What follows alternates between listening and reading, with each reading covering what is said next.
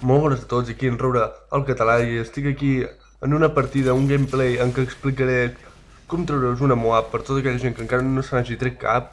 Ja sé que potser molta gent de vosaltres ja us heu tret Moabs o ja saps que sou uns cracs i tal, però bueno, també hi ha molta gent que no s'ha fet cap Moab, tinc amics que no se n'han fet cap que són bons, però no s'han fet cap perquè, no sé, no se'ls ha presentat l'ocasió de fer-se-la.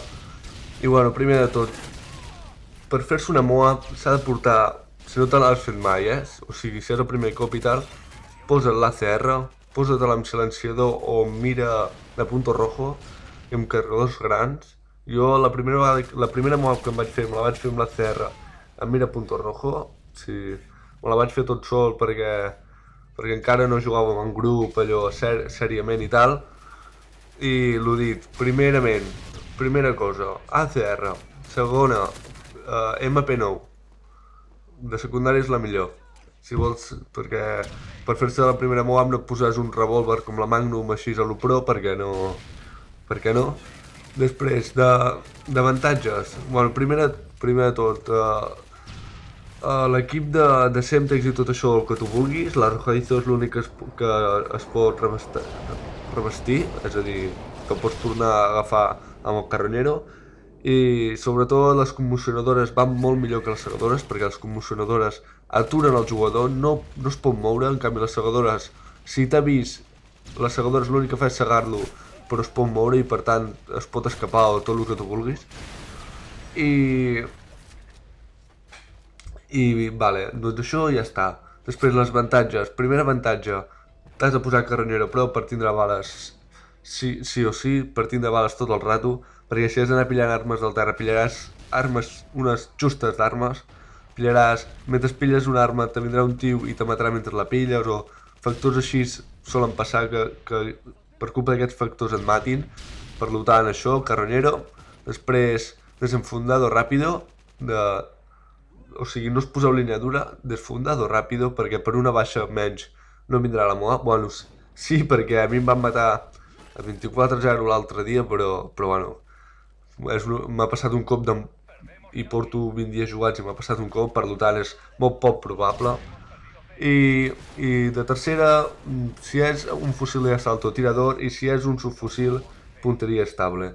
Després, amb les ratxes d'especialista, la primera ratxa em posaria prestidigitació, després la segona em posaria línia dura, ja que així tindràs assistències compten com baixa, en tindràs bastantes. Jo per almenys faig bastantes assistències, no em pregunteu per què, però o els disparos se'm solen escapar o jo què sé, i bueno, la veritat és que faig bastantes assistències compten com baixa i me va molt bé per fer-me moa. I després me poso condicionament extremo. A mi em va molt bé, no em pregunteu per què, però em va molt bé, corro molt, em sento més lleuger per jo què sé, em sento més lleuger. I després de ratxes de muertes, o sigui, això ja és un tema a part, les ratxes de muertes, però, o sigui, ara ja us he dit més o menys la classe per fer-vos una Moab, després els factors també per fer-se una Moab és jugar en grup de 6, que els companys et cobreixen l'esquena i te vagin dient per aquí i per allà, si no te n'has fet mai cap i vols fer una Moab encara que sigui que t'ajudin.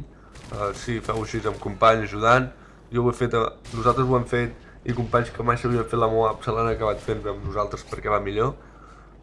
I això, doncs això.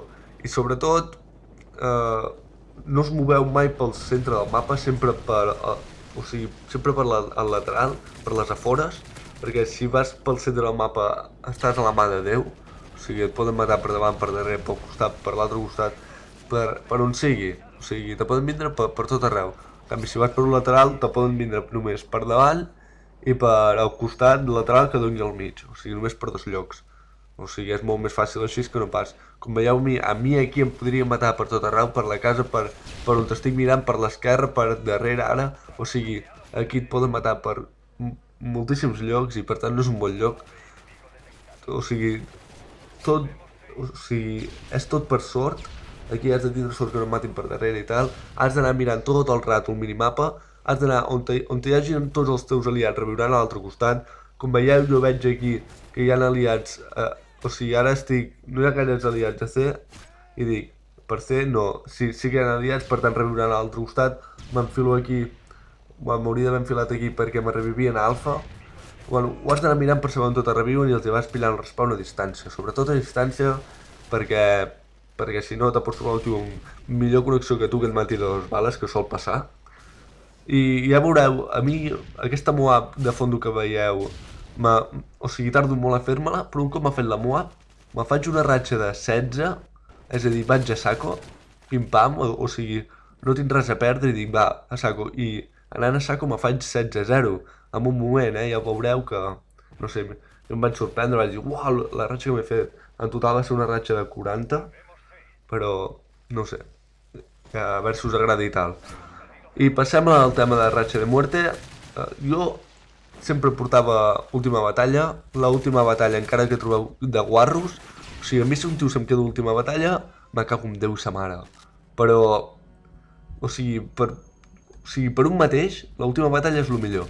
Perquè jo a vegades, m'he pogut fer la Moab gràcies a l'última batalla.